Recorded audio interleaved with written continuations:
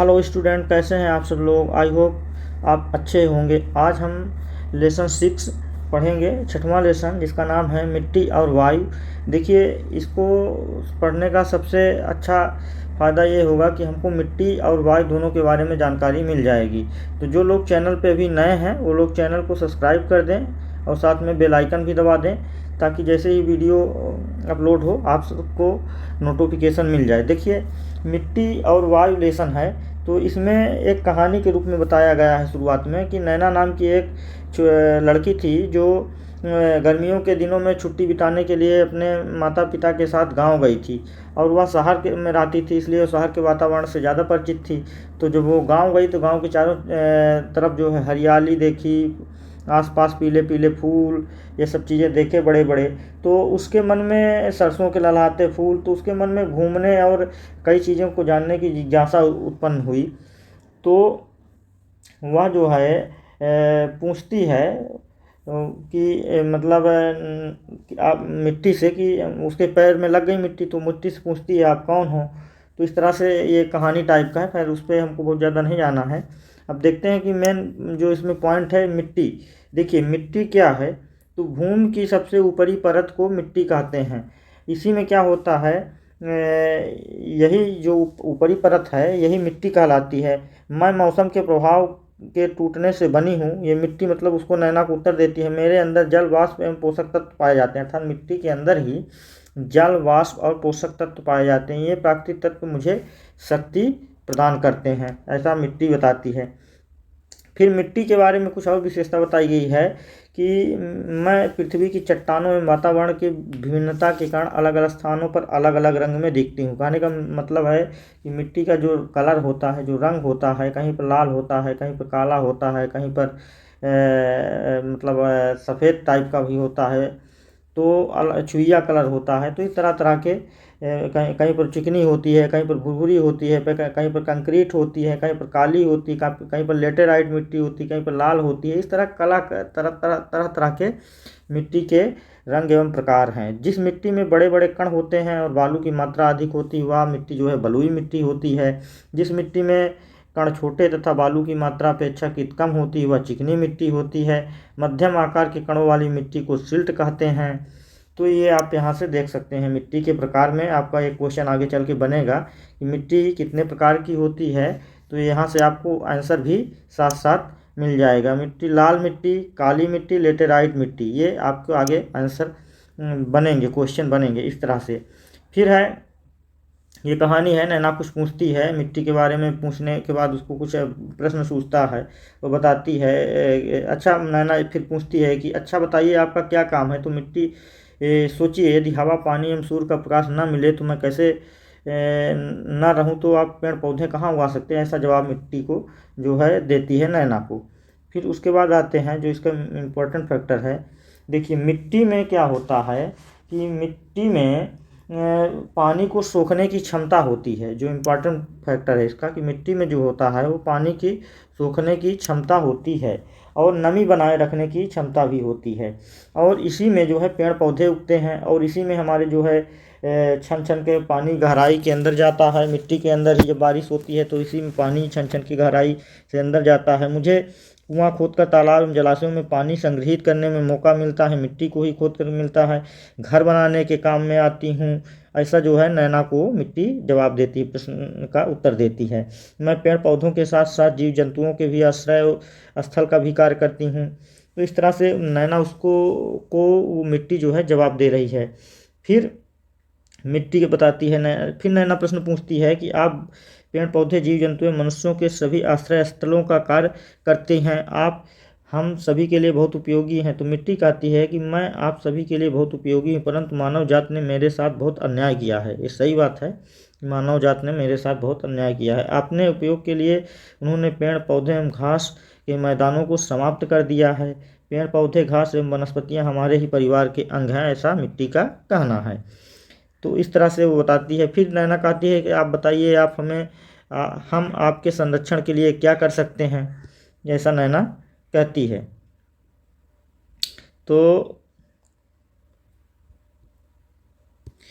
ऐसा जब नैना कहती है कि हम बताइए हम आपके संरक्षण के लिए क्या कर सकते हैं, तो मिट्टी कहती है कि अधिक से अधिक वृक्षारोपण करिए, खेतों में मेड़बंदी करें। ये तमाम चीज़ें उसको बताती हैं। अब अगला जो पॉइंट है वायु। देखिए वायु क्या है। वायु जो है पृथ्वी के चारों ओर वायु से घिरी, पृथ्वी जो हमारी होती है, जो हमारी धरा है, पृथ्वी है, ये क्या है, वायु से चारों ओर घिरी हुई है, जिसमें अनेक प्रकार की गैसें होती हैं।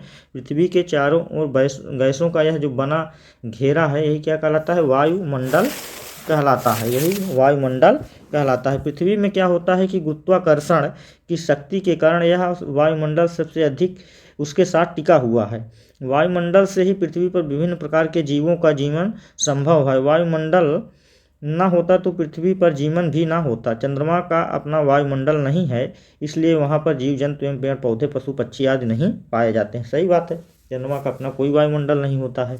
अच्छा, वायुमंडल का महत्व क्या है जान लीजिए। तो वायुमंडल का देखिए बहुत बड़ा महत्व है, क्योंकि वायुमंडल के संगठन में कई गैसों का मिश्रण होता है, जिसमें से कि नाइट्रोजन को आप देखेंगे तो नाइट्रोजन 78% है, ऑक्सीजन को देखिए तो 21% है, आर्गन को देखिए तो 0.93% है, कार्बन डाइऑक्साइड को देखेंगे तो 0.03% है, आदि प्रमुख गैसें हैं। इसके अतिरिक्त अन्य गैसों भी हैं जो बहुत कम मात्रा में पाई जाती हैं। इसके अलावा आप देखेंगे तो जल वाष्प एवं धूल कण, कौन कौन से, जल वाष्प, धूल कण आदि भी पाए जाते हैं। पृथ्वी और वायुमंडल की को क्या करती है, ऊष्मा का प्रधान स्रोत है। तो ये इम्पॉर्टेंट था। ये देखिए यहाँ पे, अब यहाँ पे आप ग्राफ के माध्यम से भी देख सकते हैं कि ये नाइट्रोजन 78%, ऑक्सीजन 21%, बाकी में अन्य गैसें ये यहाँ पे दिखाई दे रहा है, और उसका ये यहाँ पे लिखा हुआ है। ये देखिए, नाइट्रोजन को N से, ऑक्सीजन को O2, कार्बन डाइऑक्साइड CO2 एवं अन्य गैसें। तो जो 78%, 21%, 1%, और उपयोगी के किस लिए है, वृद्धि एवं श्वसन, पौधों के प्रकाश संश्लेषण, इन सब में क्या है, ये उपयोगी है। अब पृथ्वी और वायुमंडल की ऊष्मा का प्रधान स्रोत क्या है, सूर्य होता है। और यदि सूर्य ना हो तो इसमें से तमाम प्रकार की दिक्कतें होने लगती हैं। वायुमंडल की इसी विशेषता के कारण पृथ्वी पर जल चक्र, वायु चक्र, ऑक्सीजन, कार्बन चक्र आदि स्वतः चलते रहते हैं। हमारी पृथ्वी चारों तरफ वायुमंडल से का यह घेरा ना हो तो ये चक्र न चलते, तथा हमारी पृथ्वी का स्वरूप ऐसा ना होता। ठीक, फिर अब आगे जब बढ़ते हैं तो देखते हैं जल चक्र क्या है। आप देखेंगे ये पूरा फिगर में आपको समझ में आ जाएगा कि जल चक्र, इसमें देख करके आपको समझ में आ जाएगा। देखिए, आप जानते हैं कि जब ग्रीष्म ऋतु में खेतों की सिंचाई की जाती है तो उसका पानी शीत ऋतु की अपेक्षा जो है शीघ्रता से सूखता है। इसका जो कारण है, वो ग्रीष्म ऋतु में शीत ऋतु की अपेक्षा तापमान का अधिक होना। जब तापक्रम अधिक होता है तब वाष्पीकरण अधिक होगा। जल का वाष्प में बदलना क्या कहलाता है, वाष्पीकरण कहलाता है। जल जब वाष्प के रूप में बदलता है तो उसको क्या कहते हैं, वाष्पीकरण कहते हैं। इसी वाष्पीकरण की क्रिया के द्वारा जल वायुमंडल में पहुंचता है, और इसी वायुमंडल की आर्द्रता की नमी में कमी हो जाती है। जलवायु की दृष्टि से जल वाष्प का अत्यधिक महत्व है। यह जल वाष्प ऊपर उठकर ठंडी होती है, जिसमें बादल बनते हैं और वर्षा होती है। वाष्पीकरण एवं वर्षा की क्रिया द्वारा स्थल मंडल, जल मंडल और वायुमंडल के बीच जल का निरंतर आदान प्रदान होता है। इस क्रिया को जल चक्र के नाम से भी जानते हैं। इसी प्रकार कार्बन एवं ऑक्सीजन चक्र की क्रिया भी स्वतः निरंतर चलती रहती है। जब अपने क्रियाकलाप वायुमंडल में हस्तक्षेप करना है तो वायुमंडल का संतुलन क्या है, निश्चित तौर से बिगड़ेगा। अब जानते हैं कैसे प्रभावित होता है। तो देखिए, उद्योग धंधे से निकलने वाले धुएं से, ईंधन के दहन से, और अंतरिक्ष में जो तमाम प्रकार के प्रक्षेपण किए जाते हैं उनसे, कूड़ा करकट के सड़ने से, जानवरों के अवशेष से, रेफ्रिजरेटर, कंडीशनर और जो AC वगैरह है, परिवहन के साधनों से, इन सब से क्या है, हमारा वायुमंडल दिन प्रतिदिन प्रदूषित हो रहा है। अब इन सबको हमको क्या है, बचाने की ज़रूरत है, क्योंकि ऑक्सीजन व कार्बन डाइऑक्साइड गैसें भी जीव जंतुओं एवं पेड़ पौधों के लिए भी उपयोगी होती हैं। अब ऑक्सीजन का जीवन में क्या महत्व है। तो देखिए, श्वसन की मुख्य जो क्रिया होती है, श्वसन क्रिया की श्वसन जो होता है वो श्वसन जीवन की मुख्य क्रिया है। इसके बिना जीवन की कल्पना नहीं की जा सकती है। श्वसन क्रिया में जीव वायु में ऑक्सीजन का उपयोग कर कार्बन डाइऑक्साइड को बाहर निकालता है। इस प्रकार जल में रहने वाले जीव भी जल में घुली हुई ऑक्सीजन को क्या करते हैं, ग्रहण करते हैं एवं कार्बन डाइऑक्साइड को बाहर निकालते हैं। अतः ऑक्सीजन जीवों के लिए क्या है, महत्वपूर्ण है। इसके अलावा ऑक्सीजन ईंधन को जलाने में भी प्रयुक्त होती है। इसके बिना आग जल नहीं सकती है। वायु का 1/5 भाग आग को जलाने में सहायक होता है। कितना, 1/5 भाग आग को जलाने में सहायक होता है। अब इसके आगे जब बढ़ते हैं तो देखिए मोटा मोटा फैक्टर देखते हैं, ज़्यादा नहीं इसमें कुछ है। देखिए अब वायुमंडल में कार्बन डाइऑक्साइड आती कहाँ से है, इसको भी जाने। तो देखिए ज्वालामुखी से निकलने वाली गैसों के से आती है। लकड़ी, कोयला, कंडी, वनस्पति, घी, तेल, डीजल, पेट्रोल, इन सब के जलने से आती है। ये सब जो है प्रमुख रूप से होती हैं। देखिए वातावरण में विभिन्न प्रकार की वस्तुओं के जलने से क्या होता है कि जब वातावरण में विभिन्न प्रकार की वस्तुएं जलती हैं, उद्योगों की चिमनियाँ AC आदि के चलाने से क्या होती है, हानिकारक गैसें निकलती हैं। इनमें से जो प्रमुख गैसें होती हैं वो कार्बन मोनोऑक्साइड है, कार्बन डाइऑक्साइड है, सल्फर डाइऑक्साइड है, नाइट्रोजन है, क्लोरोफ्लोरोकार्बन है, मीथेन है। ये सब गैसें बहुत हानिकारक होती हैं। इन्हें ही अपशिष्ट गैस कहते हैं। ये हमारे वातावरण को क्या कर रही हैं, दूषित कर रही हैं। ऐसे हमारा वातावरण असुरक्षित हो रहा है।